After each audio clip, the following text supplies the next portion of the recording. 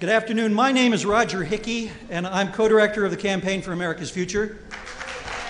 And I'd like to ask for a round of applause for our hardworking staff and our partner organizations that got you all here today.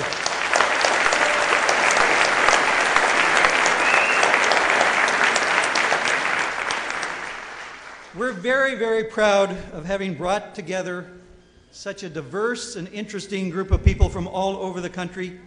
You've come together from almost every state in the Union. And for every one of you here in this ballroom, there are literally thousands more back home in every state in the Union who have decided that this year we've got to take a stand. The stakes are just too high to leave the debate about the future of our country solely to the politicians. So we're enlisting in the fight. We're going to spend the rest of the next year engaging with and talking to our fellow citizens, friends and neighbors about what's at stake in this election. George W. Bush's tax cuts for the wealthy have impoverished our country by shrinking the resources available for economic opportunity for all. We reject his failed economic policy of greed and class warfare.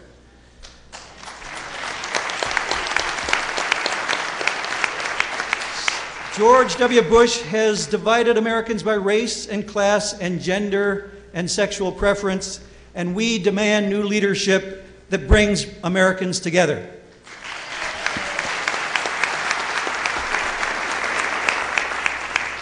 And George W. Bush has pursued a reckless, unilateral foreign policy, pitting America against our allies and the rest of the world, putting young American men and women at harm's way, with more than 800 fatalities so far and many more grievously wounded. His foreign policy is not our foreign policy.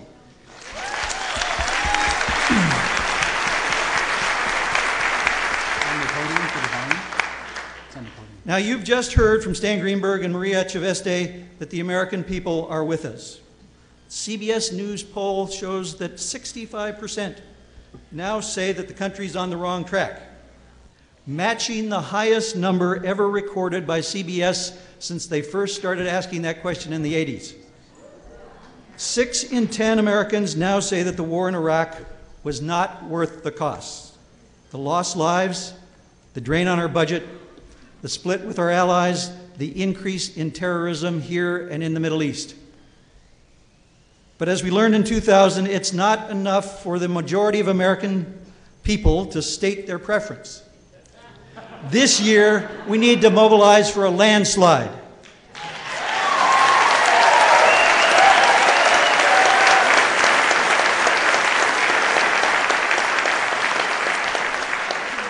Part of our job is to reinforce the idea that our country needs a big change in direction.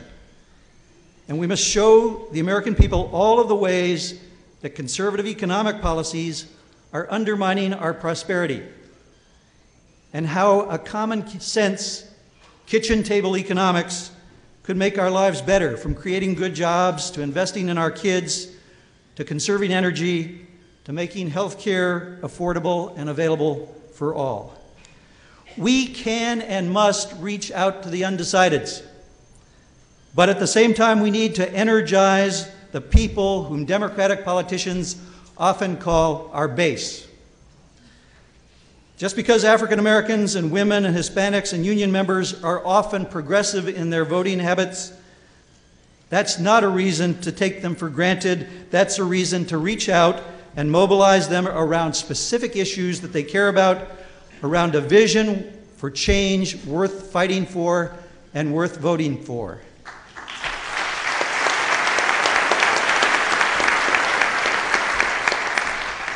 We've got to make sure that all of our people are registered, and all who are registered get out to vote.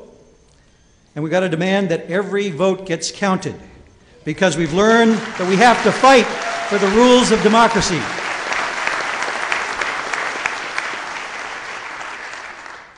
So now for a brief moment, I want you to all sort of close your eyes and imagine one level of success from the fight to take back America. It's January 2005. Bush is headed back to Texas and Cheney back to Halliburton.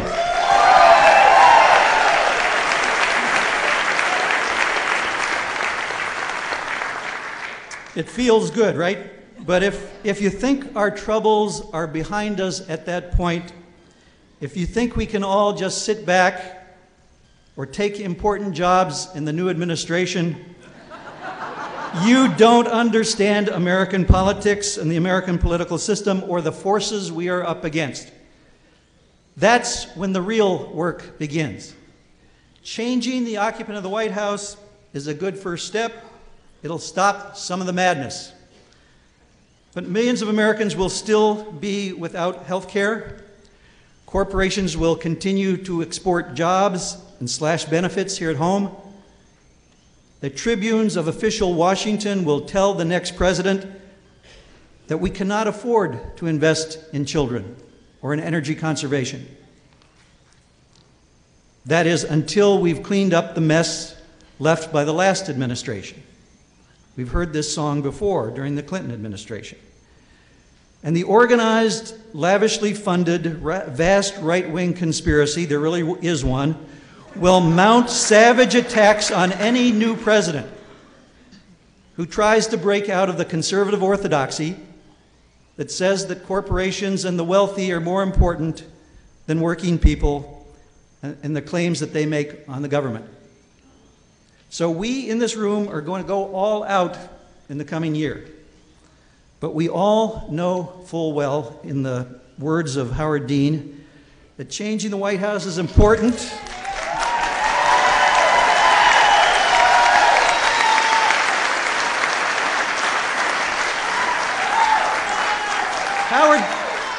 Howard Dean said it over and over again. Changing the occupant of the White House is important, but we've got to keep our eyes on the prize, which is changing the power relationships and political culture in Washington. And that will require mobilizing a progressive majority out there in the real America.